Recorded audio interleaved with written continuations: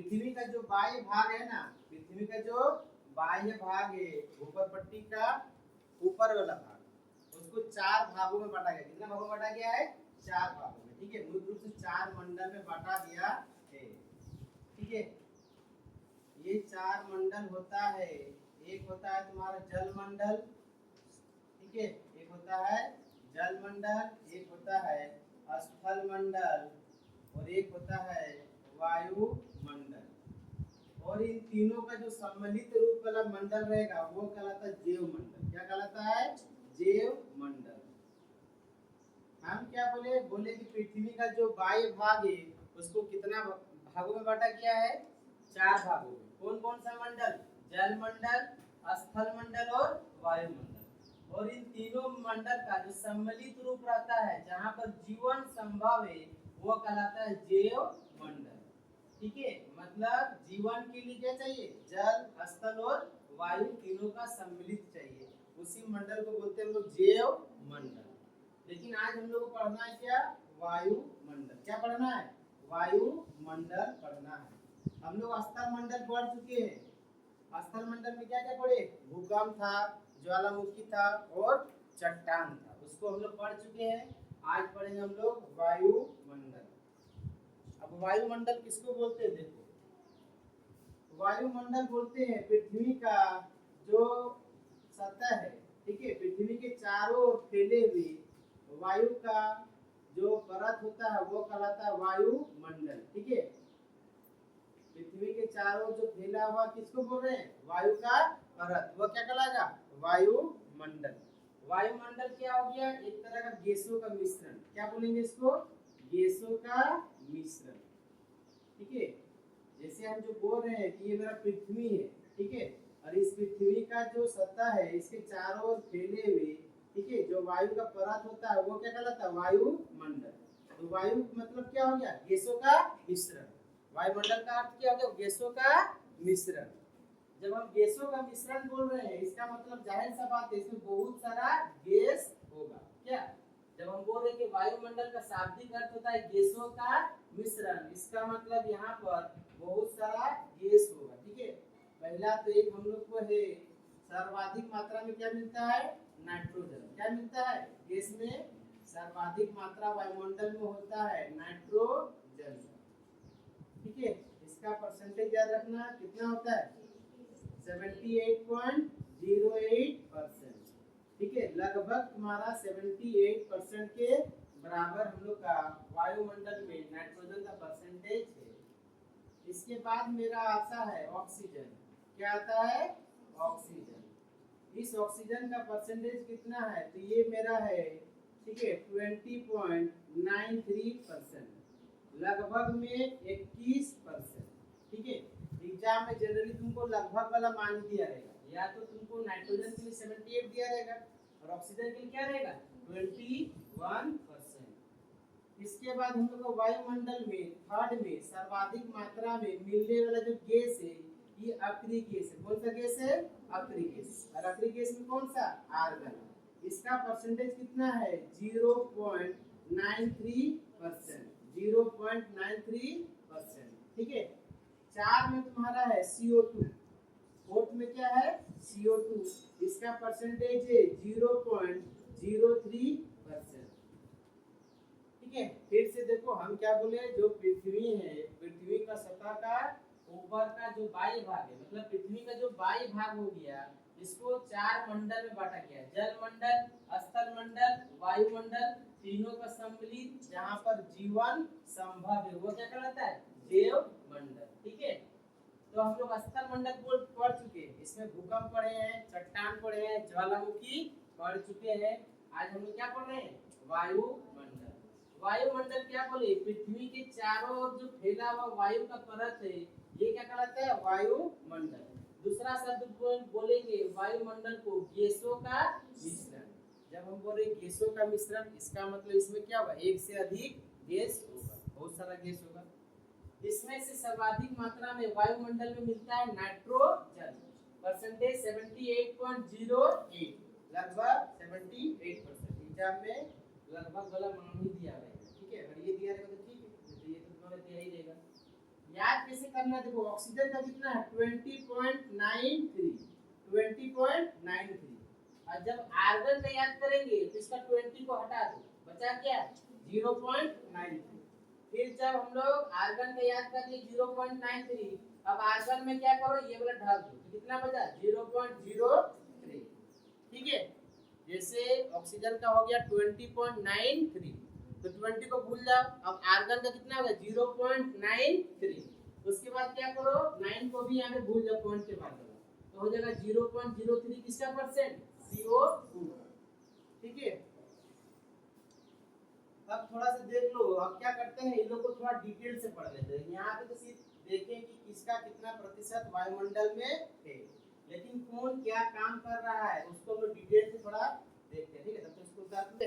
हम लोग देख लिए कि वायुमंडल क्या है, गैसों का मिश्रण। इसमें सर्वाधिक मात्रा में क्या दिखा हमको नाइट्रोजन, क्या दिखा नाइट्रोजन। नाइट्रोजन का परसेंटेज कितना था बता, नाइट्रोजन का परसेंटेज है वायुमंडल में 78.08। तब इस नाइट्रोजन के बारे में कुछ पॉइंट और जान लेते हैं। ठीक है, पूछता है एग्जाम में, अच्छा से हम इसके बारे में जान लेते हैं। ठीक है, पहला एक पॉइंट हो गया क्या कि वायुमंडल में सर्वाधिक मात्रा में पाया जाने वाला गैस कौन हो गया नाइट्रोजन। सर्वाधिक मात्रा में पाया जाने वाला गैस कौन हो गया नाइट्रोजन। अभी एक वर्ड आता है कि वायुमंडल में वायुदाब। वायुमंडल में क्या वर्ड आता है वायुदाब। अच्छा बताओ, जिस जाति का जिस क्षेत्र में प्रतिशत अधिक होगा उसका वहां पे दाब चलेगा कि नहीं, प्रेशर चलेगा कि नहीं, चलेगा, जाहिर सा बात है। तो वायुमंडल में जो वायु दाब पड़ता है इसके लिए कौन है उत्तरदायी नाइट्रोजन। क्यों, क्योंकि नाइट्रोजन का परसेंटेज ज्यादा है, तो जो वायुमंडल में जो दाब पड़ता है ये इसके लिए भी उत्तरदायी कौन होगा नाइट्रोजन। जाहिर सा बात है, किसी भी क्षेत्र में अगर कोई जनजाति या फिर कोई भी जाति का संख्या बढ़ गया तो ऑटोमेटिक वहां पे उसका क्या होगा दाब जो है बढ़ जाएगा, प्रेशर क्या होगा बढ़ेगा। दूसरा वर्ड आता है पवन शक्ति। क्या आता है पवन शक्ति। पवन शक्ति के लिए भी क्या चाहिए हमको वायु चाहिए। क्या चाहिए वायु चाहिए, और वायु में वायुमंडल में सर्वाधिक मात्रा किसका हो गया नाइट्रोजन का। किसका हो गया नाइट्रोजन का। तो जो ये वायु दाब हो गया, जो ये पवन शक्ति हो गया, इसका जो आभास होता है किस लिए होता है, क्योंकि नाइट्रोजन जो है वायुमंडल में सर्वाधिक मात्रा में पाया जाता है, इसीलिए वायु दाब और पवन शक्ति इसका हम लोग को आभास होता है वायुमंडल में। ठीक, पूछा हुआ क्वेश्चन है कि वायु दाब के लिए वायु दाब का जो वायुमंडल में जो वायु दाब आभास हो रहा है ये किस कारण से, नाइट्रोजन का सर्वाधिक मात्रा में पाया जाना। इसके बाद अगला पॉइंट है नाइट्रोजन का। अगला बोलता है कि यह क्या करता है आग पर नियंत्रण करता है। आग पर नियंत्रण करता है कौन नाइट्रोजन। ठीक है, अगला पॉइंट हो गया आग पर नियंत्रण। ऐसा माना जाता है कि अगर वायुमंडल में नाइट्रोजन नहीं होता तो हम लोग आग पर काबू नहीं कर पाते। ठीक है, तो आग पर नियंत्रण कौन रख रहा है नाइट्रोजन। वायुमंडल में सर्वाधिक मात्रा में कौन मिल रहा है नाइट्रोजन, इसलिए जो मेरा वायु दाब होगा और जो पवन शक्ति का जो आभास होगा इसका भी कौन जाएगा नाइट्रोजन। इसमें और एक पॉइंट याद रखना कि जो नाइट्रोजन है पृथ्वी का सतह से 128 किलोमीटर की ऊंचाई तक पाया जाता है। 128 किलोमीटर की ऊंचाई तक पाया जाता है कौन नाइट्रोजन। ठीक है, इसके बाद और एक पॉइंट याद रखना इसमें कि जो नाइट्रोजन है वायुमंडलीय जो नाइट्रोजन है इसको पेड़ पौधा अपना भोजन के रूप में लेता है, लेकिन पेड़ पौधे किस रूप में लेते हैं भोजन को, तो पेड़ पौधे नाइट्रेट के रूप में। किस रूप में नाइट्रेट के रूप में नाइट्रोजन को लेते हैं और वो लोग निर्माण करते हैं प्रोटीन का। किसका प्रोटीन का। फिर से देखो नाइट्रोजन सर्वाधिक मात्रा में वायुमंडल में पाए जाने वाला गैस हो गया।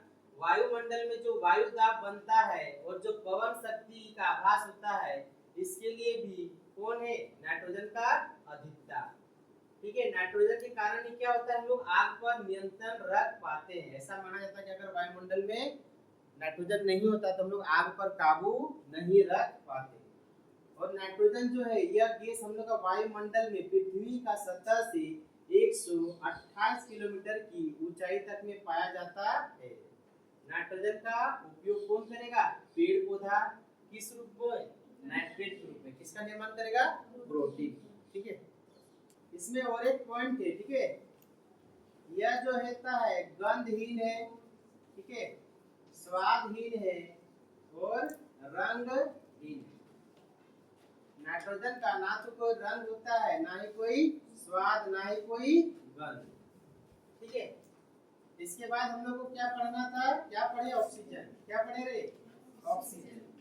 ऑक्सीजन का परसेंटेज कितना था बताओ?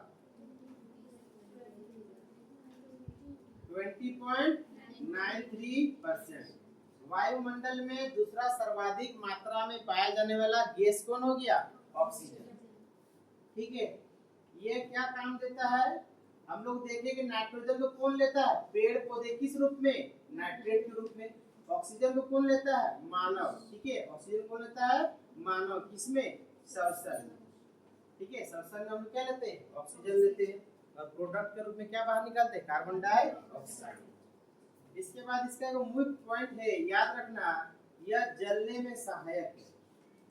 ठीक है, यह क्या है? जलने में सहायक है। कौन? ऑक्सीजन। इसमें तीन ही पॉइंट है। पहला हो गया परसेंटेज कितना? 20.93। इसको कौन ले रहा है? मानव श्वसन में ले रहा है। ये क्या है? जलने में सहायक है। ऐसा माना जाता है कि अगर वायुमंडल में ऑक्सीजन नहीं होता तो हम लोग कोई भी वस्तु को जला नहीं पाते। ठीक है, चलो ठीक है, वायुमंडल में सर्वाधिक मात्रा में क्या पाया जा रहा है?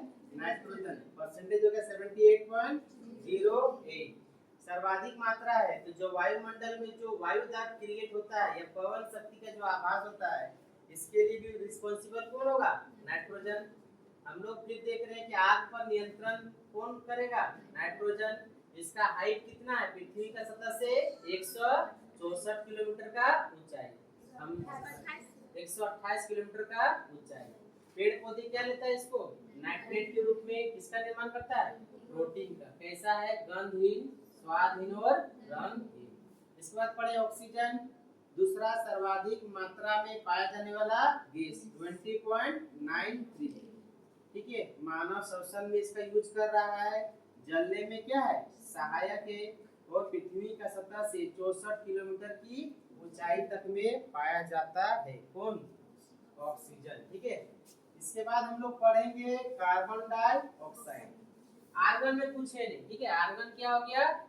सर्वाधिक मात्रा में अक्रिय गैस जो वायुमंडल में मिलता है। आर्गन परसेंटेज कितना है? 0.93। ठीक है, उसमें कुछ है नहीं तो उसको नहीं लिखा रहे। अब लिखा रहे किसको? Carbon dioxide. कार्बन डाइऑक्साइड यह जो है ना पृथ्वी का सतह से 32 किलोमीटर, पृथ्वी का सतह से 32 किलोमीटर की ऊंचाई में पाया जाएगा। कहां तक पाया जाएगा? 32 किलोमीटर की ऊंचाई में। याद करने का ट्रिक क्या है? देख लो, नाइट्रोजन कितना बोले? 128 किलोमीटर। Nitrogen 128 kilometre. इसके बाद क्या था? ऑक्सीजन। ये था तुम्हारा इसका आधा 64 किलोमीटर। इसके बाद हो गया मेरा क्या? CO2। अब इसका आधा कर दो कितना? 32 किलोमीटर। इसके बाद देखो याद रखना ओजन का। किसका? ओजन का। ओजन तुम्हारा रहता है 10 से 50 किलोमीटर। 10 से 50 किलोमीटर। ठीक से देख लो, नाइट्रोजन कितना हो गया? 128 किलोमीटर। पृथ्वी का सतह से 128 किलोमीटर का ऊंचाई तक पाया जाता है नाइट्रोजन। उसके बाद ऑक्सीजन, इसका आधा 64 किलोमीटर। फिर क्या हो गया? कार्बन डाइऑक्साइड, ये कितना हाइट तक? 32 किलोमीटर तक। फिर हो गया ओजन, ये होता है 10 से 50 किलोमीटर। अब कार्बन डाइऑक्साइड, ठीक है, यह वायुमंडल का सबसे भारी गैस है। यह क्या है? वायुमंडल में भारी गैस। अच्छा, जो चीज भारी होगा वो कहाँ पर होगा? पृथ्वी की सतह के निकट। क्या? जो चीज भारी होगा तो ये मेरा पृथ्वी का सतह है, इसका सतह का निकट में कौन होगा? भारी वाला ही रहेगा। जो हल्का रहेगा गैस वो कहाँ रहेगा? ऊपर। जैसे हाइड्रोजन और हीलियम, ये लोग होता है हल्का, इसलिए कहाँ पर होगा? ऊपर। और CO2 मेरा भारी गैस है, ये कहाँ होगा? ये होगा मेरा पृथ्वी के सतह के निकट। पृथ्वी के सतह के निकट। क्यों? क्योंकि भारी है ना। मंडल पूछेगा तो होगा क्षोभ मंडल, इसको डिटेल से पढ़ेंगे आगे, लेकिन अभी बस यहाँ पे लिख दे रहे हैं। CO2 क्या हो गया? कितना हाइट तक मिलेगा? पृथ्वी का सतह से 32 किलोमीटर का ऊंचाई तक में वायुमंडल में CO2 सबसे भारी गैस है, इसलिए पृथ्वी का सतह के सबसे निकट। अब देखो इसका सबसे इम्पोर्टेंट क्या चीज है। ये जो क्या करता है, ये मान लो कि मेरा सूर्य है, ठीक है, ये मेरा सूर्य है और ये मेरा पृथ्वी है। तो सूर्य से जो आता है विकिरण, सूर्य से जो विकिरण आता है, ठीक है, उसको क्या करेगा, CO2 जो है ना उसको आने देता है। सूर्य से जो आता है ना विकिरण, उसको CO2 क्या करेगा, आने देगा। जिसको आने देगा उसके लिए CO2 क्या कहलाता है, पारगम। क्या कहलाता है, पारगम। पारगम मतलब पार होने देगा, पारगम मतलब पार होने देगा। तो जो सूर्य से जो मेरा प्रकाश किरण आएगा, ठीक है, पृथ्वी का सतह में, उसको क्या करेगा, CO2 आने तो देगा। आने के लिए क्या होगा, पारगम होगा। लेकिन जब ये फिर परावर्तित होकर जब इस वाला विकिरण जाता है, उस समय क्या करता है, CO2 इसको नहीं जाने देता है। उस समय CO2 कैसा हो जाएगा, इसके लिए अपारगम। ठीक है, हम क्या बोल रहे हैं, CO2 क्या करता है, सूर्य से जो अवरक्त किरण, खास करके कौन सा किरण, अवरक्त किरण, ठीक है, तो सूर्य से जो किरण आता है उसको पृथ्वी का सतह में आने तो देगा, लेकिन फिर इसको जाने नहीं देता, वापस जाने नहीं देता है। ठीक है, तो CO2 क्या करेगा, CO2 जो है सूर्य का किरण के लिए, ठीक है, सूर्य के विकिरण के लिए, सूर्य के आने वाले विकिरण के लिए, सूर्य के आने वाले विकिरण के लिए कैसा रहेगा, पारगम। कैसा रहेगा रे, पारगम रहेगा। पारगम मतलब पार होने देगा। लेकिन CO2, यही CO2 जो है पृथ्वी से जब ये परावर्तित होके जाएगा किरण, पृथ्वी से परावर्तित किरण, पृथ्वी से परावर्तित विकिरण, पृथ्वी से परावर्तित विकिरण के लिए क्या हो जाएगा, अपारगम। क्या हो जाएगा, अपारगम। कहने का मतलब है कि सूर्य से जो भी प्रकाश किरण आएगा, ठीक है, उसको, उस विकिरण को CO2 आने तो देगा, लेकिन वापस जाने नहीं देगा। तो सूर्य से आने वाला विकिरण के लिए क्या हो जाएगा, पारगम हो जाएगा। और पृथ्वी से जो परावर्तित होके वही विकिरण जब वापस जाएगा तो उसके लिए क्या हो जाएगा, अपारगम। इसका मतलब क्या कर रहा है यहाँ पर, CO2 जो अवरक्त किरण है ना उसको अवशोषित करके रख रहा है। और हम लोग जानते हैं कि जब अवशोषित करके रखेगा तो ये जो तुम्हारा सतह है वायुमंडल का, जहाँ पर CO2 है, वहां पे धीरे धीरे क्या होगा, इसका तापमान बढ़ेगा। तापमान क्या होगा, बढ़ेगा। तापमान क्या होगा, बढ़ेगा। और तापमान जब पृथ्वी का धीरे धीरे जो बढ़ रहा है, ठीक है, वो क्या कहलाता है, वो कहलाता है ग्रीन हाउस प्रभाव। ग्रीन हाउस प्रभाव। तो ग्रीन हाउस प्रभाव के लिए कौन सा गैस उत्पत्ति है, CO2। कौन सा गैस, CO2 गैस। क्यों? क्योंकि CO2 गैस जो सूर्य से आ रहा है प्रकाश, उसको आने तो देता है लेकिन वापस जाने नहीं देता है। जिससे क्या हो रहा है कि धीरे धीरे जो पृथ्वी का जो सतह का तापमान है धीरे धीरे क्या हो रहा है, बढ़ रहा है। यही कहलाता है पौधाघर प्रभाव, इंग्लिश में ग्रीन हाउस इफेक्ट। ठीक है, इसके लिए कौन उत्तरदायी हो गया, CO2। ठीक है, इसके बाद इसमें कुछ पॉइंट है क्या। पहला पॉइंट क्या हो गया, 32 किलोमीटर का ऊंचाई तक सबसे भारी गैस है तो पृथ्वी के सतह के निकट, मुख्य रूप से क्षोभ मंडल। CO2 से जो सूर्य का किरण आएगा उसके लिए पारगम, और जो पृथ्वी से परावर्तित होकर विकिरण जाएगा उसके लिए अपारगम। जिससे क्या हो रहा है, पृथ्वी के सतह का तापमान धीरे धीरे बढ़ रहा है। यह प्रभाव क्या कहलाता है, ग्रीन हाउस प्रभाव।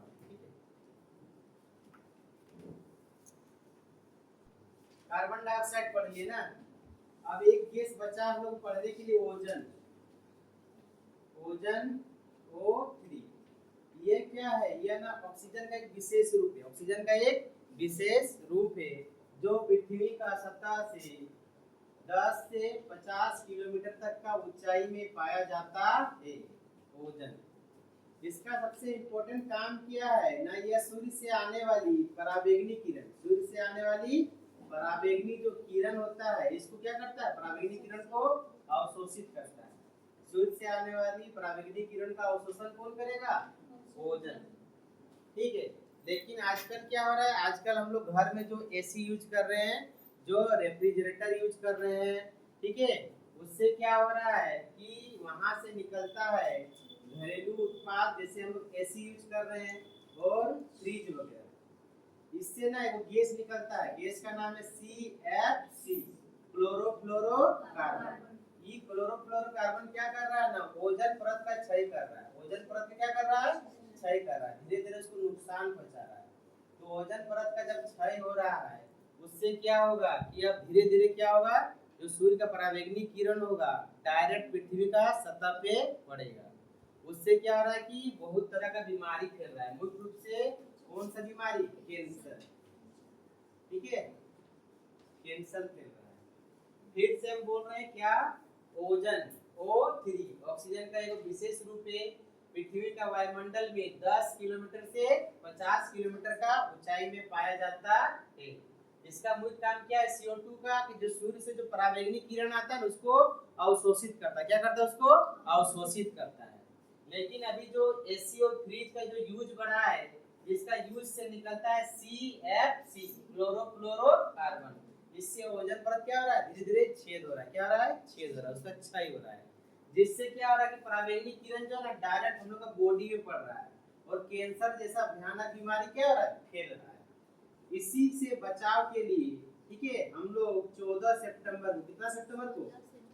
ठीक है,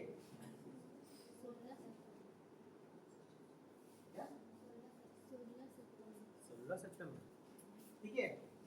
तो क्या हो रहा है कि धीरे धीरे जो हम लोग एसी और फ्रिज यूज हो रहा है, जिससे कौन सा गैस निकल रहा है? क्लोरोफ्लोरोकार्बन। जिससे क्या हो रहा है? ओजोन परत का क्षय हो रहा है। उससे क्या हो रहा है कि डायरेक्ट हम लोग को पराबैंगनी किरण हम लोग को बॉडी में पड़ रहा है, जिससे कैंसर जैसा भयानक बीमारी फैल रहा है। इसी का बचाव के लिए हम लोग 16 सितंबर को, ठीक है, मनाते हैं ओजोन परत दिवस। ठीक है, 16 सितंबर क्या मनाते हैं? ओजोन परत दिवस। जो ओजोन परत है, इस ओजोन परत का जो मोटाई है, ठीक है, ओजोन परत का जो मोटाई है, इसको कैसे मापते हैं हम लोग? डाप्सन से। किससे मापते हैं? डाप्सन से। ओजोन परत मापने का इकाई क्या हो गया? डाप्सन। ओजोन परत दिवस कब मनाते हैं? 16 सितंबर। ठीक है, और एक बार फिर से देखते हैं इसको, ठीक है, समझो, याद हो जाएगा। ओजोन किसका रूप है? ऑक्सीजन का रूप है। यह पृथ्वी का वायुमंडल में 10 से 50 किलोमीटर तक का क्षेत्र में पाया जाता है। इसका मुख्य काम क्या है? सूर्य से आने वाली पराबैंगनी किरणों का अवशोषण करना। लेकिन अभी हम लोग का धीरे धीरे एसी और फ्रिज का यूज बढ़ गया है, जिससे CFC निकलता है, क्लोरोफ्लोरोकार्बन। इससे क्या हो रहा है? ओजोन परत धीरे धीरे छिद्र हो रहा है। क्या हो रहा है? धीरे धीरे इसका छेद हो रहा है, जिससे क्या हो रहा है? पराबैंगनी किरण डायरेक्ट हम लोग का बॉडी में पड़ रहा है, जिससे त्वचा का कैंसर बढ़ रहा है। इसी से बचाव के लिए, जागरूकता के लिए हम लोग 16 सितंबर को ओजोन परत दिवस मनाते हैं। ठीक है, ओजोन परत के जो मोटाई है, इसका मापने का इकाई क्या है? डाप्सन। क्या है? डाप्सन। ठीक है,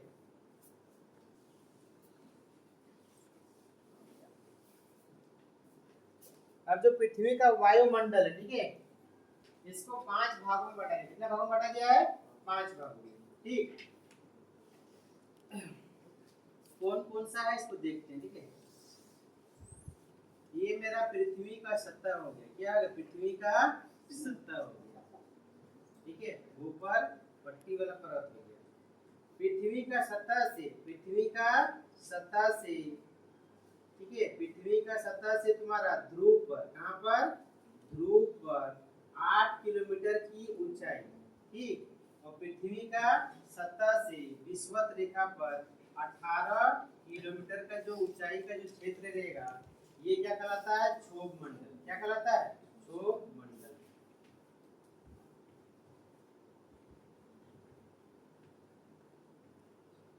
हम क्या बोल रहे हैं? पृथ्वी का सतह से जो क्षोभ मंडल रहेगा ना, इसका ध्रुव पर ऊंचाई कितना होगा? 8 किलोमीटर, और विषुवत रेखा में कितना होगा?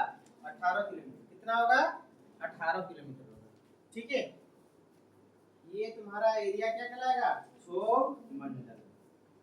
ठीक, अब देखो इसी क्षोभ मंडल के बाद हो गया यहाँ कितना हो गया, पृथ्वी का सतह से 18 किलोमीटर का क्षेत्र क्या हो गया, क्षोभ मंडल।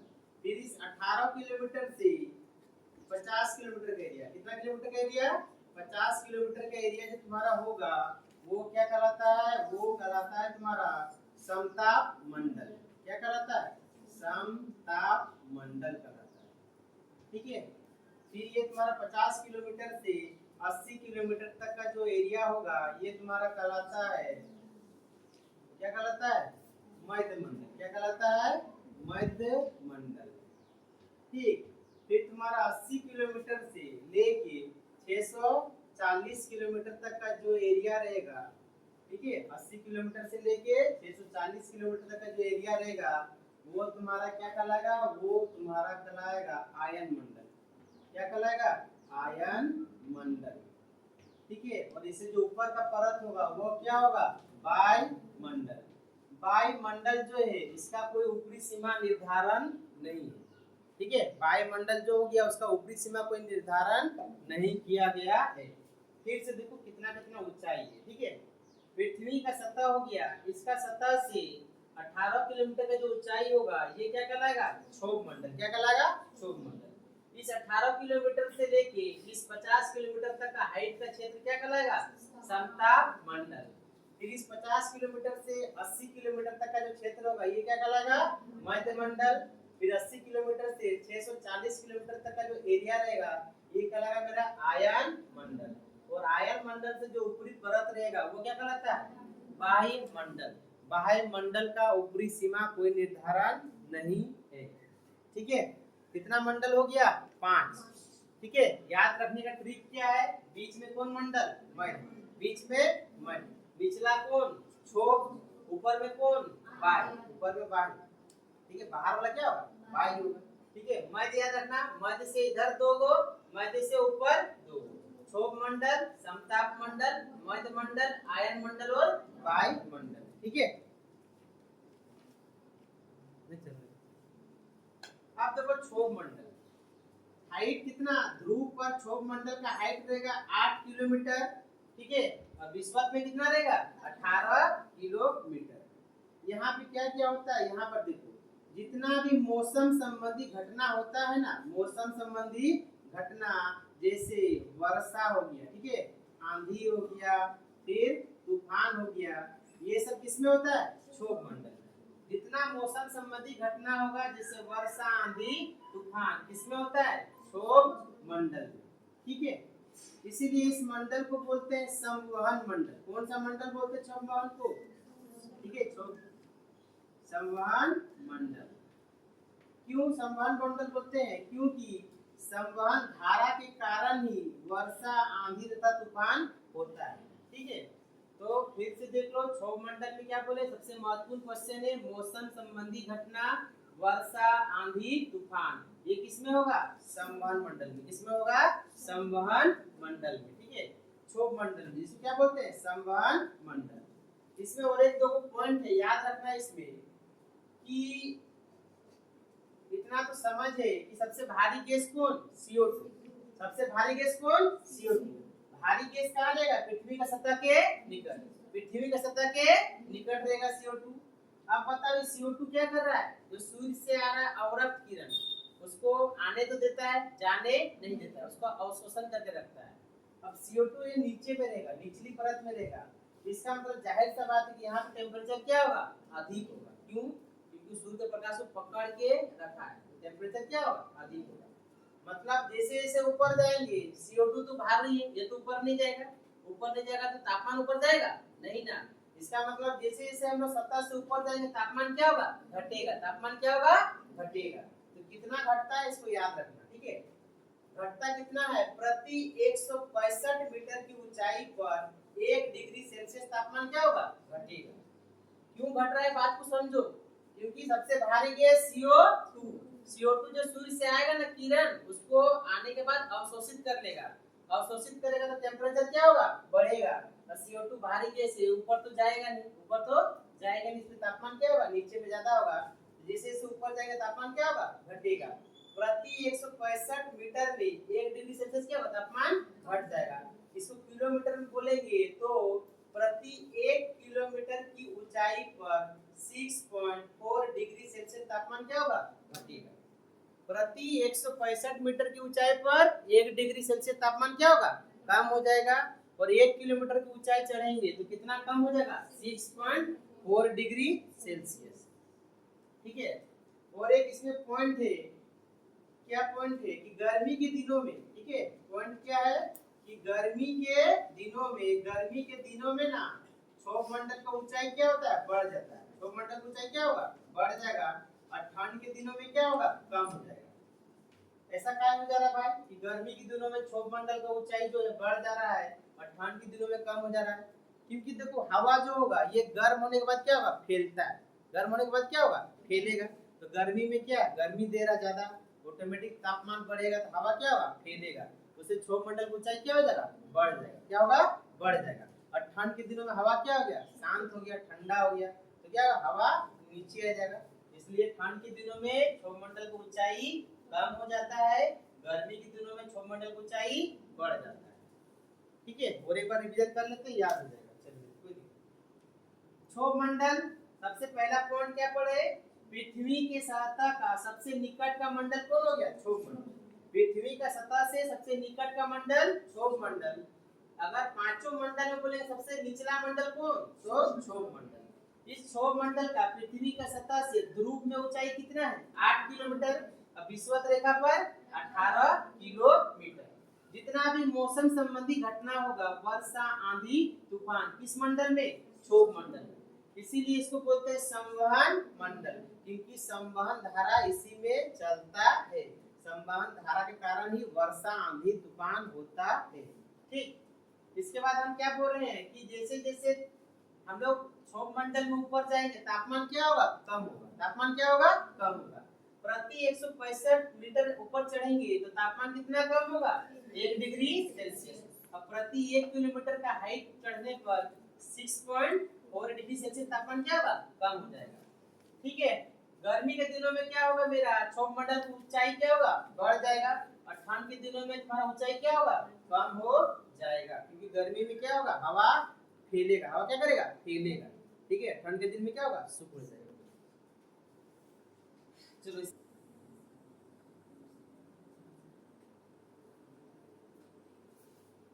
क्षोभ मंडल पढ़ लिए। पृथ्वी से 18 किलोमीटर की ऊंचाई का जो वायुमंडल का क्षेत्र है वो क्या कहलाएगा, क्षोभ मंडल। अब 18 किलोमीटर से 50 किलोमीटर के बीच का जो क्षेत्र होगा ये कहलाता है समताप मंडल। समताप मंडल। हम लोग देखिए कि क्षोभ मंडल में क्या हो रहा है, मौसम संबंधी घटना। तो मौसम संबंधी जो घटना होगा ये तुम्हारा समताप मंडल में नहीं होता। मौसम संबंधी घटना तुम्हारा समताप मंडल में नहीं होता है। तो तुम यहाँ पर आराम से एरोप्लेन को उड़ा सकता है। ठीक है। तो वायुयान के लिए आदर्श मंडल कौन होगा, समताप मंडल। क्योंकि यहाँ पर डिस्टर्ब करने वाला कोई नहीं है, ना तो वर्षा है, ना तो आंधी है, ना ही तूफान है। क्योंकि समताप मंडल में मौसम संबंधी कोई भी घटना नहीं होता, इसलिए वायुयान उड़ान के लिए आदर्श मंडल कौन हो जाएगा, समताप मंडल। ठीक है। इसमें और वो चीज याद रखना कि ये जो है यहाँ पे जो क्षेत्र है ये क्षेत्र ओजोन परत का है। कौन सा परत का है, ओजोन परत।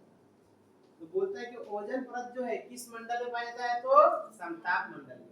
अभी हम लोग पढ़े ना कि ओजोन परत का जो हाइट है वो पृथ्वी का सतह से 10 से कितना किलोमीटर, 50 किलोमीटर। 10 से 50 किलोमीटर तक का ऊंचाई में पाया जाता है कौन, ओजोन। ओजोन का काम क्या है, ओजोन का काम है सूर्य से आने वाली पराबैंगनी किरणों का अवशोषण करना। अभी हम लोग एसी फ्रिज का यूज ज्यादा कर रहे हैं, इसलिए धीरे धीरे क्षेत्र क्या हो रहा है, बढ़ रहा है। इससे क्या रहा है, कैंसर जैसा भयानक बीमारी बढ़ रहा है। उसी का रोकथाम के लिए क्या कर रहा है, 14 सितंबर को ओजोन परत दिवस मना रहे हैं। ठीक है। तो समताप मंडल में मौसम संबंधी घटना नहीं होगा, इसलिए वायुयान उड़ान के लिए आदर्श मंडल कौन होगा, समताप मंडल। इसके बाद हो गया ओजोन परत किस मंडल में पाया जाता है, तो समताप मंडल में। ठीक है। इसके बाद हो गया मध्य मंडल। इसके बाद क्या आता है, मध्य मंडल। पांचों मंडल में से बोलेगा कि सबसे कम तापमान कहां पर होता है, तो मध्य मंडल में। -100 डिग्री सेल्सियस तक हम लोग टेम्परेचर हो जाता है। ठीक है, सबसे कम तापमान पांचों मंडल में किसका? मध्य मंडल का। कितना? -100 डिग्री सेल्सियस तक हो जाता है। इसमें और वो घटना याद रखना, उल्का पिंड का घटना। ठीक है, तो उल्का पिंड का जो घटना होता है किस मंडल में होगा? मध्य मंडल में। किस मंडल में? मध्य मंडल में। इसके बाद हम लोग का बचा क्या? आयन मंडल। इसका हाइट है तुम्हारा 80 किलोमीटर से लेके 640 किलोमीटर तक। आयन मंडल का खूबी है कि यहाँ पर जो है ना, इसमें यहाँ पर जितना भी गैस है, सभी गैसों में कौन सा गुण है? आयनिक गुण है। कैसा गुण है? आयनिक गुण है। आयनिक गुण क्या करेगा? आयनिक गुण करेगा कि पृथ्वी का सतह से जो भी हम लोग तरंग छोड़ेंगे, जो भी तरंग छोड़ेंगे, वो क्या करेगा? जो यहाँ पर गैस सब का जो आयनिक गुण है ना, वो इस तरंग को क्या करेगा? परावर्तित करके कहाँ भेज देगा? पृथ्वी पर। ठीक है, इसीलिए हम लोग का जितना भी संचार उपग्रह है वो कौन मंडल में चलता है? संचार उपग्रह चलेगा तुम्हारा आयन मंडल में। ठीक है, जैसे तुम्हारा हो गया टेलीफोन हो गया। ठीक है, इसके बाद टेलीविजन हो गया, फिर क्या हो गया? रेडियो हो गया। ये सब का जो उपग्रह है, संचार उपग्रह, वो कहाँ पर इंस्टॉल रहेगा? आयन मंडल में। आयन मंडल का हाइट कितना हो गया? 80 से 640 किलोमीटर। इस मंडल का नाम आयन मंडल। इसका जो गैस होगा, इसका गैसों में क्या रहेगा? आयनिक गुण रहेगा। कैसा गुण रहेगा? आयनिक गुण। आयनिक गुण क्या करेगा कि पृथ्वी का सतह से कोई भी जो रेडियो तरंग छोड़ेंगे, ठीक है, कोई भी तरंग मुख्य रूप से रेडियो तरंग छोड़ेंगे, वो क्या होगा? यहाँ पर जो गैस है, वो गैस सब क्या करेगा? इसको रिफ्लेक्ट कर देगा, फिर पृथ्वी पर भेज देगा। ठीक है, इसलिए संचार उपग्रह का हम लोग इंस्टॉल कहाँ पर रहेगा? कहाँ पर लगा रहेगा? तो आयन मंडल में। किसका? टेलीफोन, टीवी और रेडियो। सबसे बाहरी मंडल क्या होता है? सबसे बाहर का मंडल क्या हो गया? बाह्य मंडल। इसकी ऊपरी सीमा का कोई निर्धारण नहीं है। पूछता है कि किसका ऊपरी सीमा का निर्धारण नहीं है? वायुमंडल का। ठीक है, पृथ्वी का सबसे बाहर का मतलब बाहर का मंडल क्या हो गया? वायुमंडल। इसमें एगो याद रखना, भू स्थिर उपग्रह। भू स्थिर उपग्रह किस मंडल में? वायुमंडल में। भू स्थिर उपग्रह कितना किलोमीटर में होता है? 36,000 किलोमीटर का ऊंचाई में। 36,000 किलोमीटर की ऊंचाई में हम लोग भू स्थिर उपग्रह को लगाते हैं। ठीक है,